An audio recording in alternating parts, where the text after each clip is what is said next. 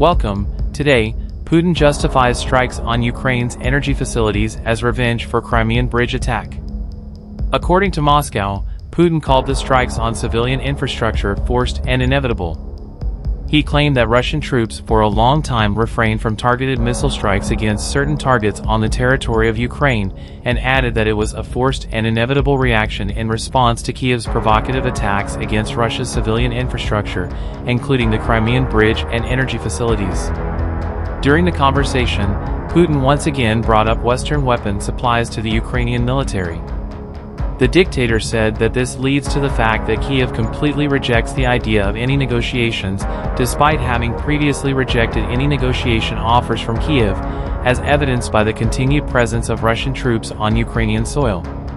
Putin and Scholz also spoke about the grain initiative, where the Russian dictator asked the German chancellor to reportedly remove barriers to Russia's implementation of it. However, no such barriers exist. On October 8th, a powerful explosion damaged the Kerch Strait Bridge, built by the Russian Occupation Authority in Crimea to connect the peninsula to the Russian mainland. As a result, a span of the road bridge collapsed, igniting a passing fuel train. The resulting fire subsequently damaged the rail bridge as well. Russia has used the Kerch Strait Bridge to transfer armored vehicles and manpower to the south of Ukraine. Ukrainian officials denied any involvement with the attack, suggesting it could have been a symptom of internal Russian power struggles. At the same time, invades sources claim Ukraine's SBU security service was behind the bombing. SBU press office did not provide a comment, adding that any discussion of potential ongoing operations will have to take place after the war concludes.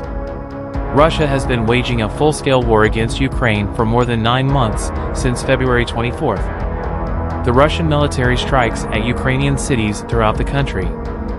The targets of attacks are residential buildings, hospitals, and civilian infrastructure.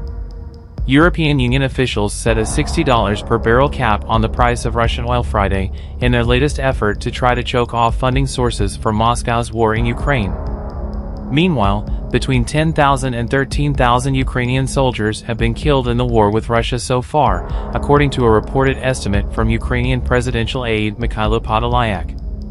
It is thought to be the first estimated death toll of Ukrainian armed forces by a top official since Ukraine's military chief said in late August that close to 9,000 soldiers had died. Ukraine's regional heads said in an update that Russian forces launched a missile attack on an infrastructure facility in the southeastern city of Zaporizhia.